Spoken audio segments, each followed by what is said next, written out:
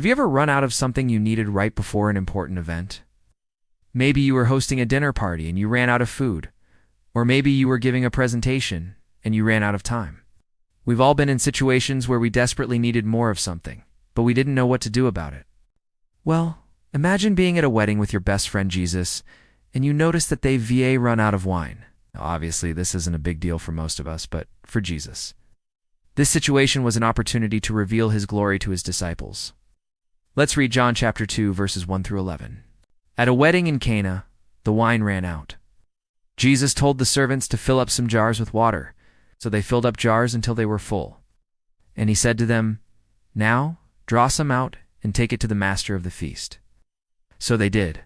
And the master of the feast tasted the water that had become wine, and he did not know if it was the wine that had run out that he had tasted before, or if they had brought in another supply. But he called the bridegroom and asked, "My friend, which of these do you think is the better wine, the old or the new?" He said, "Truly, this is the finest wine, and only now you have saved the best till now." Now this is really important, so pay close attention.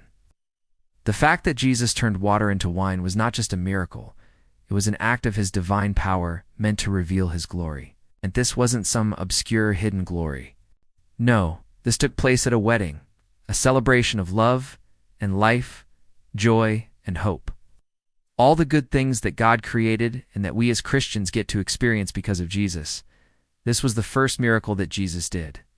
And it was done at a wedding, symbolizing the joy and celebration that he came to bring into people's lives. But there's another important truth we need to see here. Notice that the servants didn't question what Jesus told them to do. They simply obeyed. They didn't ask why they should put water in jars or why they should take it to the master of ceremonies. They just did it. You know why? Because they trusted Jesus.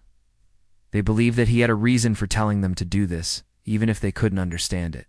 Friends, do you have that kind of faith? Are you willing to obey God even when you don't understand his instructions? Are you willing to trust him even when you coo and see how he's going to work things out? Because if you do, I have good news for you. It's just like those servants. You can experience the miraculous power of God in your own life. You just have to put your trust in him and be willing to do whatever he asks, whenever he asks. And do you know what else happened as a result of this miracle? It says here that his disciples believed in him. This one act of faith produced several more. So will you believe in Jesus today? Will you trust him to do what he says he'll do in your life? If so, then take a moment right now to commit your life to him, to obey him, and to follow him. If you do, I promise you this: you will never, ever regret it. Hey, I hope this video has been a blessing to you. If it has, don't forget to share it with your friends. And also, if you haven't already, be sure to subscribe to our channel, where each week we'll be releasing new videos to help you grow in your knowledge and understanding of God. S-word. Thanks for watching, and we'll see you next time.